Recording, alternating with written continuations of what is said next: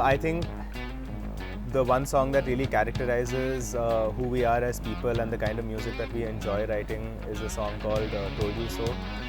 Because even though it's a little different from the kind of stuff we usually write, it embodies a lot of what we like to do, a lot of where we come from as musicians, and I don't know, it's just a really fun song. It's the song that everyone seems to really love of ours when we play on stage, so yeah.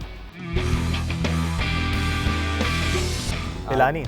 Yeah, Pilani was our first ever gig experience, and we were a very new band then, probably a week or two old, and we were getting lots of appreciation from the college scene back then because we were also in college, and then we got called to perform at Pilani. Because my girlfriend knew someone who was in Pilani at the time. MUN में था ना? MUN. Mod हाँ, MUN के लिए College bands में भी corruption. हमारे कोई originals नहीं थे उस time पे, तो we did a cover set, but it was super fun. Yeah.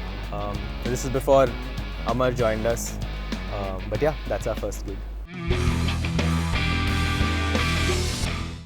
I think Sound checks need to be on time, man.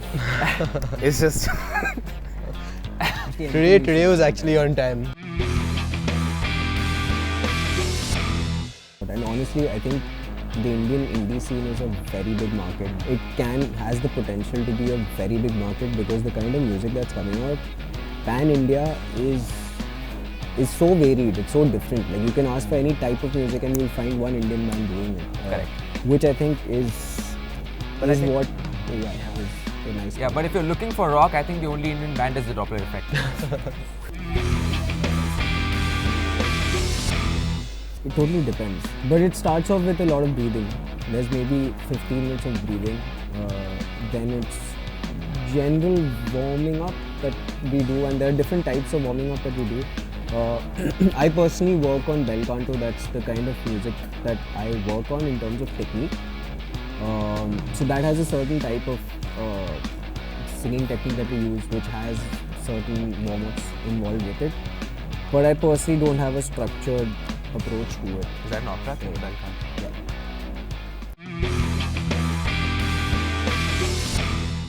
Yeah. Ooh, that's a tough one. Freddie Mercury for sure, and Michael Jackson.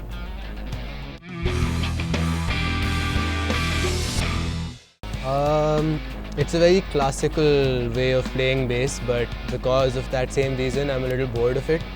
But when it happens well, that means it's really good. I'm personally not too much of a fan of it. So I like the running bass line. Walking is a bit slow. Yeah. I think bass and drums are a couple and a match made in heaven. I don't think you can really have one or the other in, especially the kind of music that we play. At least you can't have one without the other. It's very integral for both people to be on the same page, for both people to kind of know exactly what's going on with each other and to really lock to make the music pump a certain way to make it move. Basically, there's no real movement without a rhythm section that's solid, which is why I'm very lucky to have this beautiful boy sitting next to me, who I've been working with for a very long time with many different projects and many different acts, and we get each other, and you're invited to the wedding.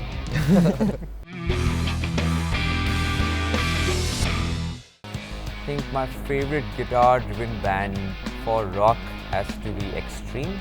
Extreme has this wonderful guitar player, Nuno Betancourt, who I personally feel is the mother of all rock guitarists, and the father could be Eddie Van Halen, but Nuno is the mother, and that's a vocal-driven band.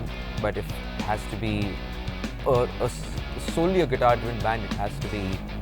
I mean, there are a number of guitarists, but I guess Vinnie Moore is someone who comes to my mind right now because he has very strong melody lines, and it's not just shred guitar that he showcases, but his melodies are very, very strong, and that's something that even I share with my fellow bandmates, to have a very strong melody base for all of our songs.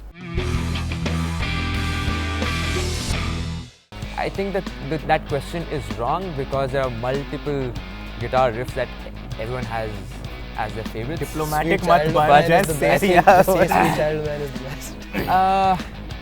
Okay, I think if I have to be very, very, very serious, I started loving guitar as an instrument after listening to this song called Space Truckin' by Deep Purple, which has a very, very simple riff but one of the best. And this was back in 2005 when VH1 had just started in India, and they used to show all these live shows which were recorded. This was 1972 California Rock or something, California Jam that Deep Purple had. And that's when I heard this song, and that's when I actually picked up my guitar. Fun fact, the first time we ever played this song was at Terry University. हमने पहले कभी नहीं बजाया था, but we had to basically play an extended set, and we just jammed it, and it actually sounded great for a first. That goes to show how many times we've all heard this song. Yeah, but also the favorite guitar riff is Get the Funk Out by Extreme. That Yes. is the correct answer.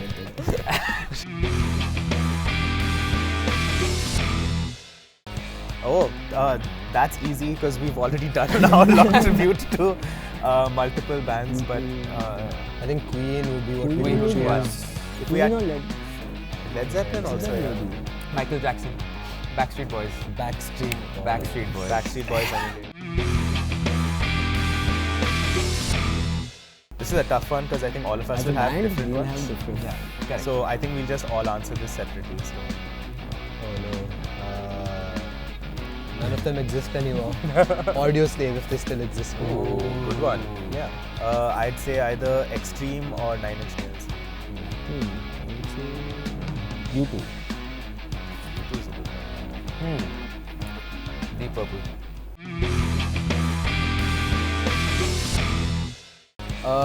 Prior to Amar joining the band, I think we all just used to lock ourselves up in a room, and surprisingly, काफी जल्दी हो जाता था एक गाना.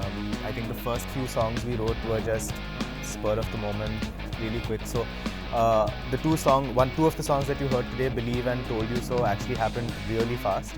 वो 2-3 दिन के अंदर ही हो गया था. After that, after Amar joined the band and once we released the first EP, I think the process became a little more complex just in terms of how we were approaching parts, and I wouldn't say complex, it got a little more mature, and we started thinking a lot more about what we were putting into the music and trying to make it sound less teenage college angsty. I don't know, who would you? I'd actually really want to play with Scrat, a band from Chennai. Yeah. Collaborate, write with them, that'll be amazing actually. They're a band from Chennai, they're really, really good. Zenglin or Zokova, but then Zokova doesn't need a vocalist. But collaborations are always, Yeah. What's up? for sure. Avian. Oh, yeah. Real would be awesome. Yeah. It would be so different. Yeah. It's very unfortunate that this band is not active anymore because unfortunately some of the members, actually the core members, all of them have passed away. But there's a band called Pink Noise, I think would be incredible to collaborate with, and I think it would be something unheard of if the Doppler effect and Pink Noise had actually done something together. So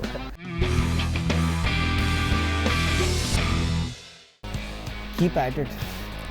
This is a very important thing because you evolve. Like musicians, I don't know if you realize this. I realized this very late. But you keep working on a thing and you don't see the result right then. Give it 3 years. give it some time. Even if it's your band, like we've been at it for 8 years. Don't give up. That's it. I'm going to steal a line for the bands. I saw this on YouTube, but the suggestion is serve the song. That's the most important suggestion. You should not act as individual instrumentalists or musicians, like a player, guitarist, bassist, drummer. Act like musicians. not to say that you shouldn't practice to be Correct. the best that you can be. You should definitely practice all the chops and get as good as you can. But when you're in a band setting, you should definitely always serve the music and listen to everyone else that you're doing this with.